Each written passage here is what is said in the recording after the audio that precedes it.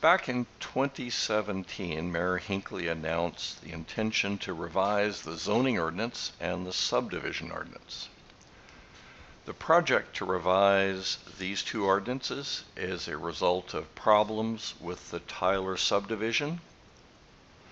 City officials have frequently said that revising these ordinances is a way to prevent another problem like the Tyler subdivision. The first workshop, jointly held between the Planning and Zoning Commission and the City Commission, will be held February 4th, 2019 at 5:30 p.m. The problems with the Tyler subdivision, however, were not caused by the wording of the ordinance. To understand the causes, we need to look at what city officials have said over the last 2 years to find the actual root cause of what caused the issues with the subdivision. There are basically 4 root causes that city officials have described. The first root cause is the use of and versus or.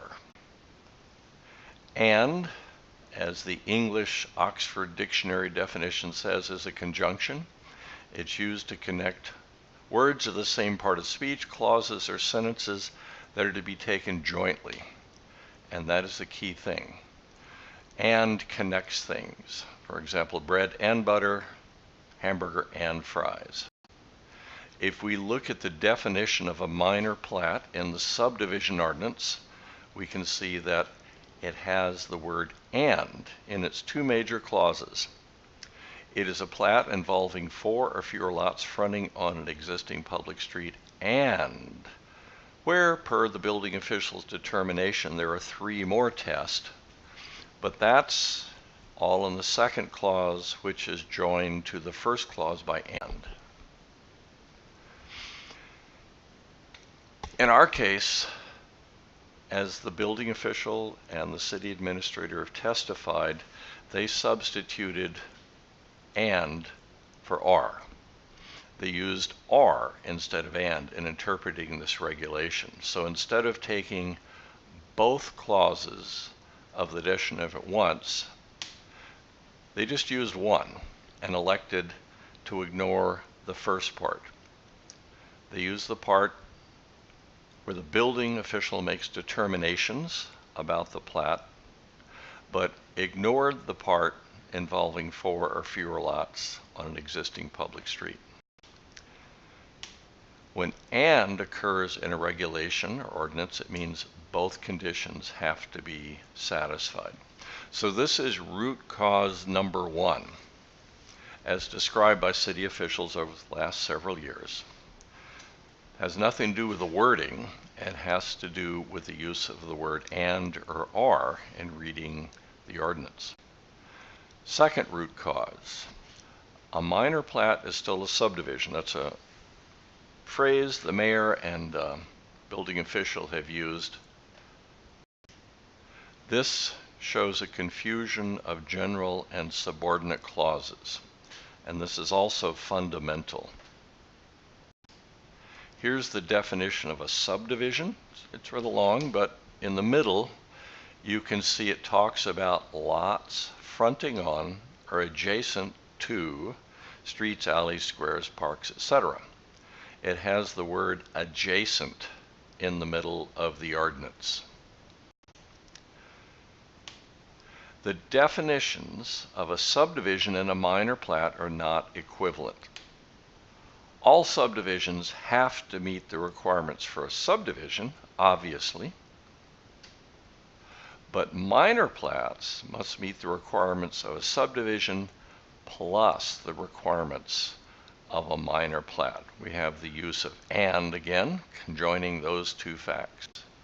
This was brought home by the memo from City Attorney David Young in January 9, 2017, when he pointed out that any such subdivision of an area, such as a minor plat, would still have to meet the requirements of the subdivision ordinance. So a subordinate definition has to meet its definitions plus the requirements in the definition above. This is a fundamental confusion, and that is root cause number 2 for why we had the problems with the Tyler subdivision. Here's root cause number 3, the rationale expressed by the city administrator. There are properties all over town that cannot meet the requirements of the ordinance. That may be true, but if it is, we need to get data to understand what the problem is. What properties are these, and what makes it impossible for them to meet the ordinance? If that's a valid statement, we should go gather some data and work on the data. And then root cause number 4, also mentioned by city employees for the last several years, are secret interpretations of state law. We remember that in 2017, Charles Eck, one of the attorneys for the city, instructed the city commission that a plat to be approved has to satisfy the requirements of the city's applicable regulations. Now, if Mr. Zeck has offered other interpretations that differ from this or expand on this, this would be something valuable to know. Otherwise, the public is trying to operate on this basis, and city officials may have different interpretations we cannot see. Likewise, Mr. Young pointed out that any subdivision of such an area as a minor plat would still have to meet the requirements of the subdivision ordinance.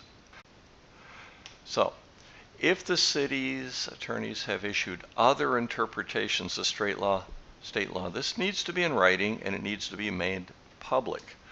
We need to be able to see them so we're all operating from the same rule book. So if we're trying to fix a problem by rewriting ordinances when the root cause was not in the ordinance itself, they're going to be risk. And if we make changes without understanding the problem, you're not going to fix the underlying problem, and you're likely going to create problems on top of the original problem. Nonetheless, this joint workshop and this effort to look at ordinances has a silver lining inside it. It may be the impetus that kicks off a very positive exercise. Ordinances are a means to achieve our vision for Mason. We could take this opportunity to think about what we want in the future for Mason before we start rewriting ordinances. This is the silver lining in this situation. If the City Commission and the Planning and Zoning Commission can take some time, several sessions perhaps, to define the vision and then write ordinances to match this vision, we may come out ahead, far ahead. How do we figure out what we want? What is this vision that we're discussing? Fortunately, in our community, we have retired A&M professor Michael Murphy, who is a professor of urban planning and landscape architecture at Texas A&M, and has worked on problems like this through his entire career. And Mr. Murphy has broken the problem down into 4 simple questions. What does Mason have now that you do not want to lose? And this takes some thought, because lots of the wonderful things about this community are things that we take for granted, and yet they can be lost. What does Mason have now that you do not want?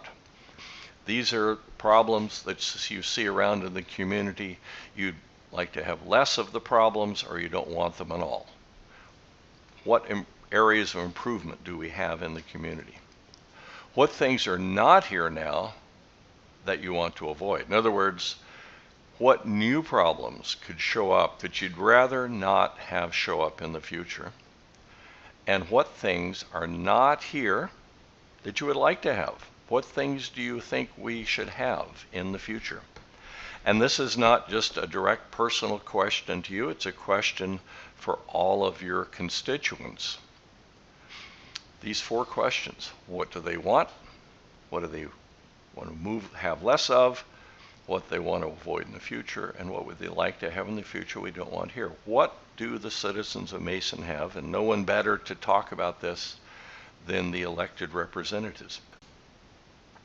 So the approach, as we said, has 2 steps. Step 1, think about what you have and what you want. Step 2, then create ordinances to help you get what you want. This is the opportunity that's in front of us right now in this workshop.